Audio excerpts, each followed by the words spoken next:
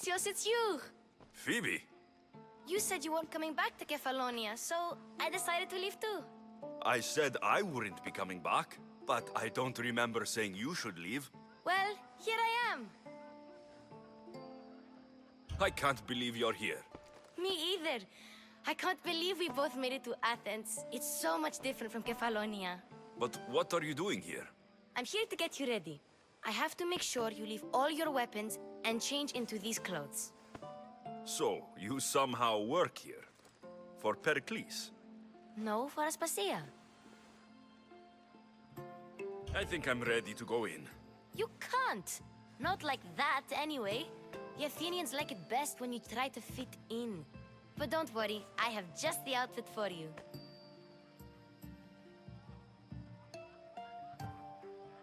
I'll get changed. Promise you'll take care of my things. Yep. Leave your weapons in the corner, and I'll come back when you're done.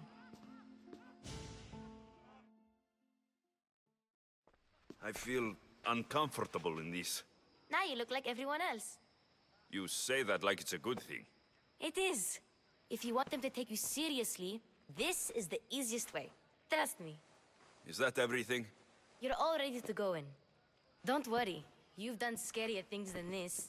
I'm struggling to think of any right now. Are you sure I can't keep just one weapon with me? No weapons. Now hurry and go in. Oh, and don't leave without saying bye.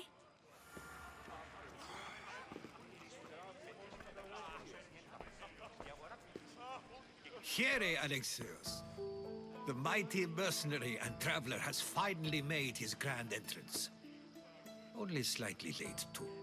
Herodotos. Athenians have no problem letting me know when I'm not welcome. It's a relief to see your friendly face. Don't let the company here tonight intimidate you. I won't. Pericles is no king. He needs these guests to love him so that the people love him. And they, in turn, need Pericles. You're no different from any of them. Do you really think these people will help me? They will if you get them to trust you. And you've wisely dressed for the occasion. Appearing trustworthy is the most important part of being trusted, after all. Now then, come, let me introduce you to everyone. They may not look it, but this group holds the way to the future on the tip of their opinionated tongues. Ah, Sophocles and Euripides, for example. Two of the most celebrated playwrights to date. No one can throw stones as far as they can. They appear to be locked in some kind of intellectual struggle, as is their way. He's a writer of comedies, of all things. Comedies, Euripides.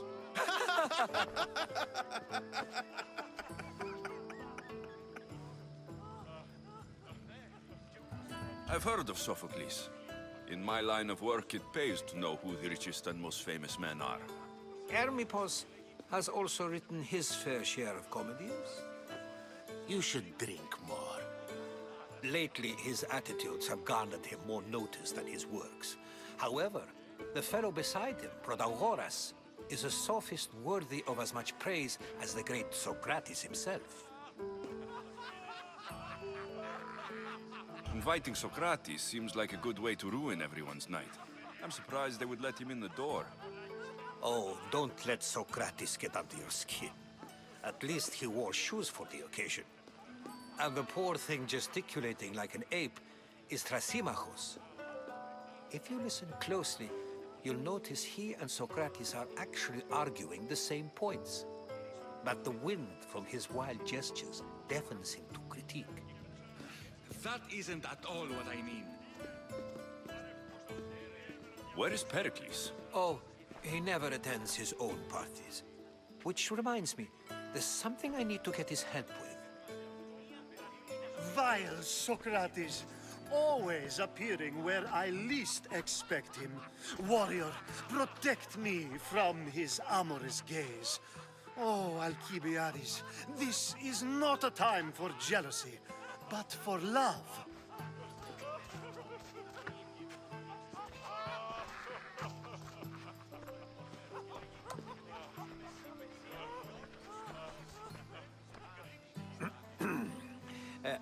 let's not use Alcibiades as an example.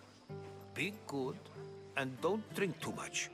So, tell me, what does a Mystios like you think of a party like this? This party could be fun. Alcibiades drinks like a Spartan. Maybe he fights like one too. If I could suggest anything, please don't start a fight or end one. Thank you, Herodotus. Now, if you'll excuse me, Pericles is here somewhere and I need to prepare him. If he's alone, I'll tell him what your sister said. Agreed. Pericles needs to know. I'll stay here and look for clues. I hope they know something about your mother. Me too.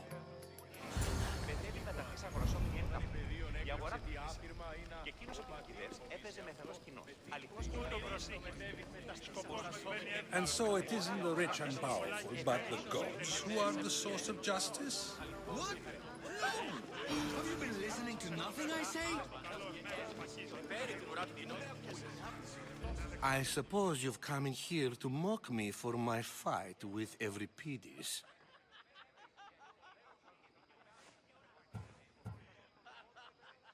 Spare me.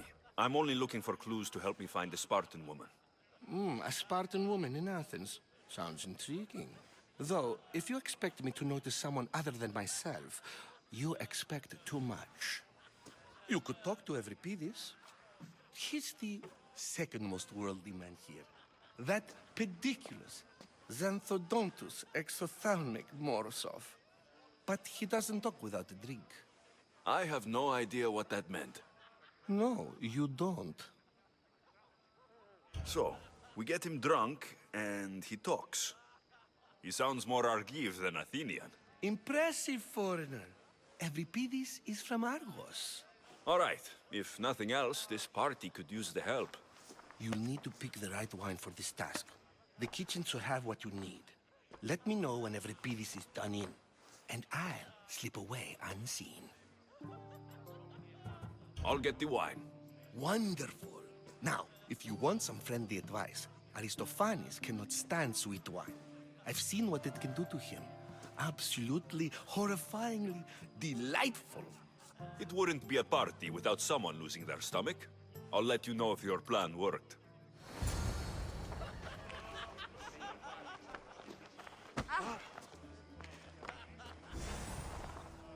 Save for that arrogant playwright. I don't see many distinguished guests in here. Can I help you with something?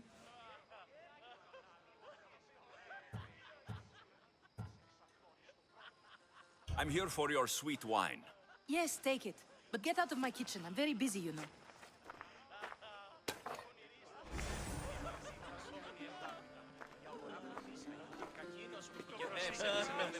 A new face in Pericles' abode! Ha! That in itself is a remarkable thing. You must have seen me doing my impression of Cleon. I call it the Orange Ape. Tell me, what does it think?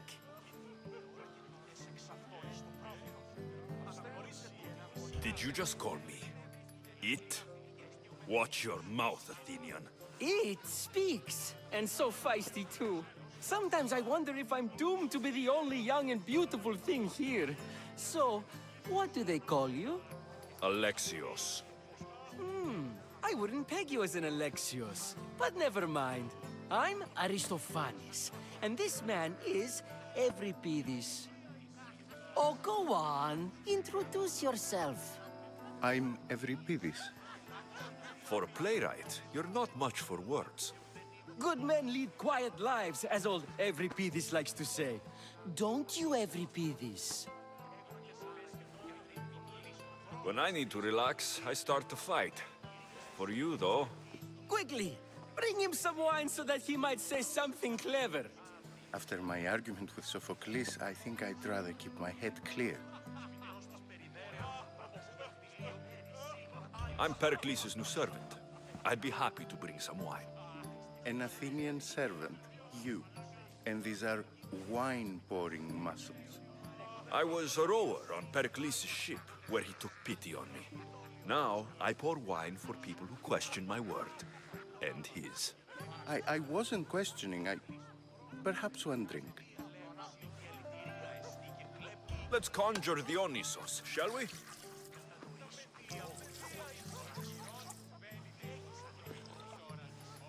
This is pure swill. Amateur.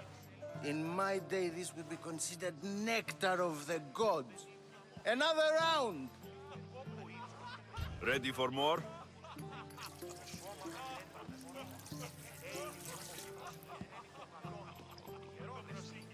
Yeah, I can hardly stomach this pig's piss. I could outdrink both of you with one hand. Let's have some more! You ready for another?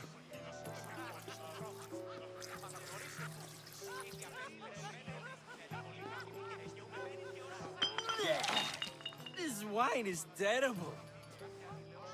You, I like you. Who brought you here? I brought myself. I'm on the trail of a woman who fled Sparta a long time ago. Fled? Why? She lost 2 children. She had no choice. She fled to heal a broken heart. Euripides, write her into a play. I've heard Spartan mothers go to a sanctuary in Argolis to beg Asclepios for his divine pity. I should know, it's my home. After what she went through, I'm not sure she would trust priests. Then she sought my friend, Hippocrates. He's a physician, best of the best. He still keeps his office in Argos. If she went to him for help, there's no doubt he'd have given it. I love getting drunk and singing. Come back if you want to sing with me. I'll think about it. Hippocrates in Argos. Here I come.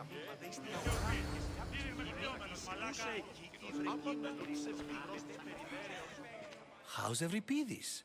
Drunk, I hope. You can stop hiding in here. Euripides won't notice you coming out. He won't notice anything. Hiding? Heed this. War has come to Athens. First they take our homes, then they take our heads. I intend to be found with at least my dignity intact. Or what's left of it anyway. If you see Pericles, tell him I said thank you for another colorful evening.